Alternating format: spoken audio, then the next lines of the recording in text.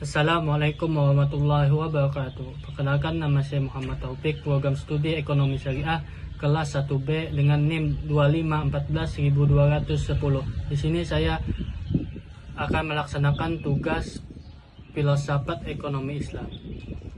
Analisis perbandingan pemikiran ekonomi tokoh barat dan Islam serta relevansinya terhadap isu ekonomi kontemporer. Materinya adalah yang pertama adalah pengenalan tokoh barat dan Islam.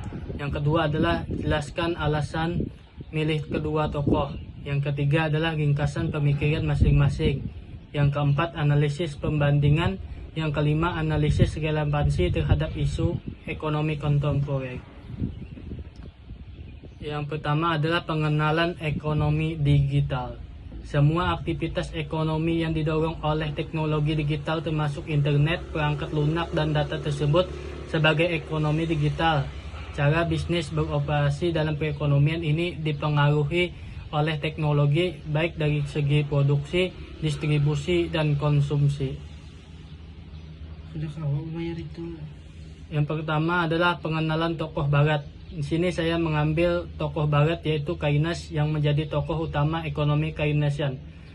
Memiliki nama lengkap John Maynard Keynes. Ia lahir pada 5 Juni 1883 di Cambridge, Inggris. J. Maynard Keynes merupakan putra dari seorang ekonom bernama John Neville Keynes. John Maynard Keynes terlahir dari keluarga yang tergolong hidup berkecukupan. Keynes mendapat gelar BA pada tahun 1905 dan mendapatkan gelar MA pada tahun 1909. Pengenalan tokoh barat. J. Maynard Keynes pernah menggeluti berbagai profesi seperti jurnalis, ahli keuangan, dan ekonom. Setelah menempatkan pendidikan, Keynes bekerja sebagai pegawai pemerintah di Whitehall. Setelah itu Keynes kembali ke kampus untuk mengajar ilmu ekonomi hingga tahun 1915. Karena dampak Perang Dunia I, Keynes kembali menjadi pegawai pemerintah di bidang pembendaharaan. Sedangkan dari tokoh Islam saya mengambil Al-Ghazali. Nama lengkapnya Abu Hamid Muhammad Ibnu Ahmad Al-Ghazali Al-Tuhusi, dilahirkan pada tahun 450 Hijriah di Ghazal, Tuhusi, Provinsi Khurasan, Iran. Dengan demikian ia termasuk keturunan Persia asli. Orang tuanya adalah seorang pengrajin kain sup yang dibuat dari kulit domba, menjualnya di kota Tusia, serta gemar mempelajari tasawuf. Oleh karenanya orang tuanya hanya mau makan dari hasil usaha tangannya sendiri. Perilaku tersebut sangat mempengaruhi kepribadian Al-Ghazali pada masa depannya. Alasan saya memilih kedua tokoh. Yang pertama, alasan saya memilih tokoh barat yaitu Keynes karena kontribusinya yang revolusioner dalam ekonomi makro. Teori-teorinya membantu pemerintah mengatasi depresi ekonomi melalui kebijakan fiskal. Selain itu, pemikirannya relevan dalam menghadapi tantangan ekonomi modern seperti resesi dan krisis ekonomi. Yang kedua, alasan saya memilih tokoh Islam yaitu Al-Ghazali karena ia adalah seorang pemikir Muslim yang sangat berpengaruh. Karyanya menjembatani filsafat dan agama, memberikan wawasan mendalam tentang spiritualitas dan etika. Pemikirannya membantu saya memahami bagaimana nilai-nilai agama dapat diterapkan dalam kehidupan sehari-hari. Selanjutnya adalah konsep manusia dan ekonomi anthropological shift. Keynes, manusia cenderung bertindak berdasarkan animal spirit atau dorongan emosional, bukan hanya perhitungan rasional. Sedangkan dari Al-Ghazali, manusia memiliki kebutuhan spiritual dan material yang harus seimbang. Ekonomi harus melayani kesejahteraan manusia secara keseluruhan.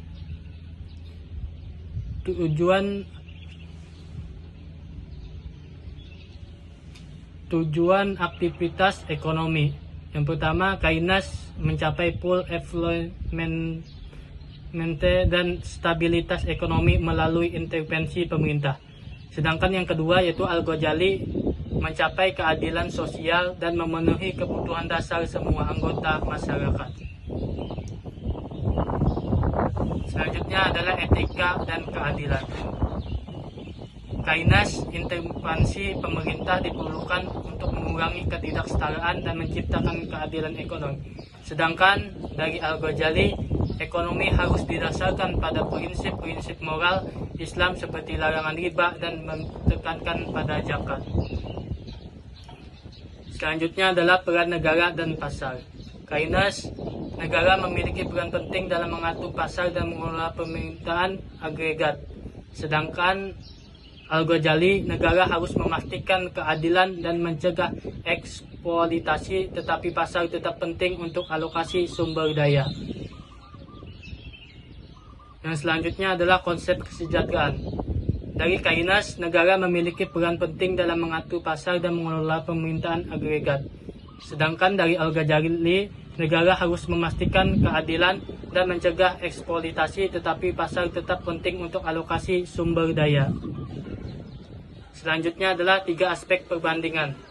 Pandangan tentang keadilan ekonomi. Tokoh pertama memandang keadilan ekonomi sebagai distribusi kekayaan yang merata dan pemerataan peluang, sedangkan tokoh kedua menekankan keadilan berdasarkan merit dan hak individu. Konsep pasar, mekanisme harga. Tokoh pertama lebih menganggap pasar harus diatur agar tidak terjadi ketimpangan, sementara tokoh kedua mendukung mekanisme pasar bebas sebagai cara alokasi sumber daya yang efisien. Keterkaitan etika dengan ekonomi. Tokoh pertama mengintegrasikan nilai keadilan sosial dan etika dalam ekonomi, sedangkan tokoh kedua lebih menekankan efisiensi dan hak individu tanpa terlalu membebani aspek etika. Selanjutnya adalah analisis relevansi terhadap isu ekonomi kontemporer. Ketimpangan ekonomi di Indonesia. Pandangan kedua tokoh menjelaskan fenomena ini. Pendekatan pertama lebih ke pengaturan negara dan redistribusi, akan melihat ketimpangan sebagai akibat dari ketidakadilan. Distribusi kekayaan yang harus sebagai akibat dari ketidakadilan yang harus diperbaiki melalui kebijakan redistribusi dan program sosial. Pendekatan kedua pasar bebas menyatakan bahwa ketimpangan muncul dari kompetisi pasar yang alami dan mendorong pertumbuhan ekonomi sehingga harus dibiarkan alami. Pendekatan yang lebih relevan, pendekatan pertama lebih relevan karena ketimpangannya yang ekstrim perlu diatasi secara aktif melalui kebijakan publik agar tidak menimbulkan ketidakstabilan sosial dan ekonomi. Perspektif Islam memberi solusi. Islam mengajarkan keadilan sosial, zakat, dan sedekah sebagai mekanisme retribusi kekayaan. Selain itu, penerapan ekonomi berkeadilan, larangan riba, dan zakat sebagai instrumen utama dalam memperkecil ketimpangan dan menciptakan keseimbangan sosial. Selanjutnya adalah kesimpulan dari presentasi saya. Sintesis krisis dari analisis pendekatan seimbang antara keadilan sosial dan mekanisme pasar diperlukan untuk mengatasi ketimpangan dan memastikan pertumbuhan yang berkelanjutan serta keadilan. Pelajaran filsafat ekonomi bagi kebijakan publik dan perubahan syariah penting menanamkan prinsip keadilan, etika sosial, keberlanjutan dalam kebijakan ekonomi dan perubahan syariah agar menciptakan keseimbangan antara efisiensi dan keadilan sosial. Kebijakan harus mengintegrasikan nilai-nilai etika Islam dan prinsip keadilan untuk mencapai pembangunan berkelanjutan dan merata. Selanjutnya adalah daftar pustaka. Di sini saya mengambil dari 4 buku daftar pustaka. Sekian dari saya. Assalamualaikum warahmatullahi wabarakatuh.